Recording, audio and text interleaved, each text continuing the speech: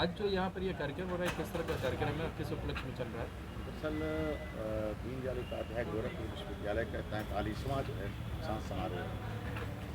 तो हर वर्ष जब भी दीक्षांत समारोह होता है तो विभिन्न विभागों द्वारा अलग अलग विभागों में कार्यक्रम होता है। केंद्रीय कार्यक्रम सांस्कृतिक संध्या और काव्य सम्मेलन से कवि सम्मेलन और मुशायरे शुरू। तो आज जो है वो कवि सम्मेलन और मुशायरे का आगाज हुआ। एक तरह से कहा जाए कि केंद्रीकृत दीनदयाल उपाध्याय गोरखपुर विश्वविद्यालय के 43वें दीक्षांत समारोह ये महत्वपूर्ण आगाज, ये महत्वपूर्ण शुरुआत हो रही है। मूलतः हम लोग की पूरी जो सोचने का तरीका ये है कि जो नवोदित रचनाकार हैं, विद्यार्थी हैं, और खास करके चूँकि हमारे विश्वविद्यालय में 4 भाषाएँ पढ़ाई जाती हैं, संस्कृत, उर्दू, अंग्रेजी और हिंदी। तो उन चारों भाषाओं में जो कवि रचनारत हैं, नए नवोदित कलाकार कवि हैं, उनको मंच पर लाना हमारा पहला है। और इस रूप में हम लोगों ने कार्यक्रम का आरंभ कर दिया था काफ़ी पहले, जिसमें 24 तारीख को करीब 40 बच्चों ने अपना जो है स्क्रिप्ट भेजा था। और हिंदी, अंग्रेजी, संस्कृत और उर्दू ये दो आचार्यों ने मिल करके उनकी स्क्रीनिंग की और उनका प्रस्तुतिकरण 24 तारीख को हुआ। इसमें से चुने हुए 11 बच्चों को आज जो है वो आमंत्रित किया गया काव्य।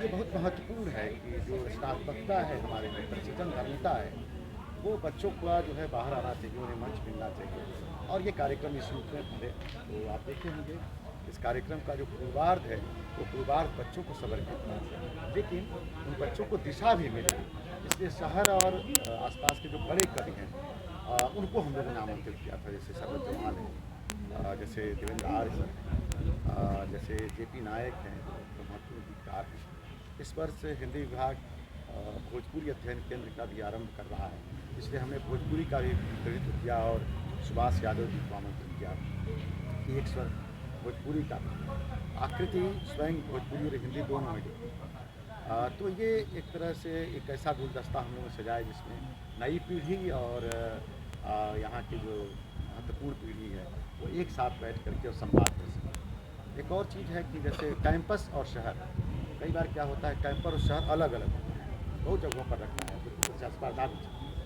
हमारे यहाँ ऐसा नहीं है। हम लोग चाहते हैं कि कैंपस से बाहर लोग जो रचनारत हैं, महत्वपूर्ण काम कर रहे हैं, उनका भी सम्मान विभाग और एकेडमिक्स लोग करें।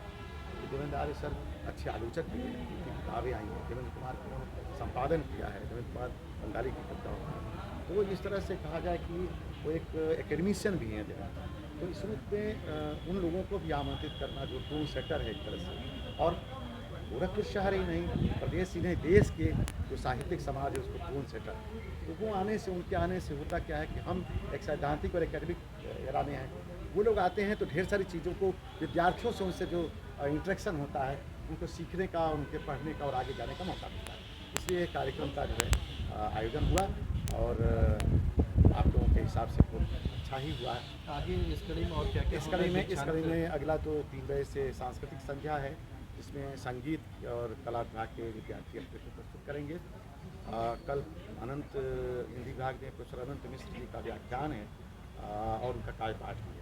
तो एक दूसरा चरण इसमें शुरू होगा और फिर जो है 30 तारीख को दीक्षांत है। दीक्षांत में मैडम राज्यपाल महोदय आ रही हैं और हमारे शिक्षा मंत्री उत्तर प्रदेश शासन आ रहे हैं। दीक्षांत प्रोफेसर राजेश कुमार हिंदी विभाग में हूँ। आप कन्वीनर हैं? पत्रकारिता नहीं, इस पूरे आयोजन कन्वीनर तो नैता सिंह जी हैं। मैं सिर्फ काव्य गोष्ठी और काव्य सम्मेलन का ऑर्गेनाइजर हूँ, और आपका एक विभाग है हमारे यहाँ चलता है फुल प्रेस, उसका मैं संयोजक जरूर हूँ।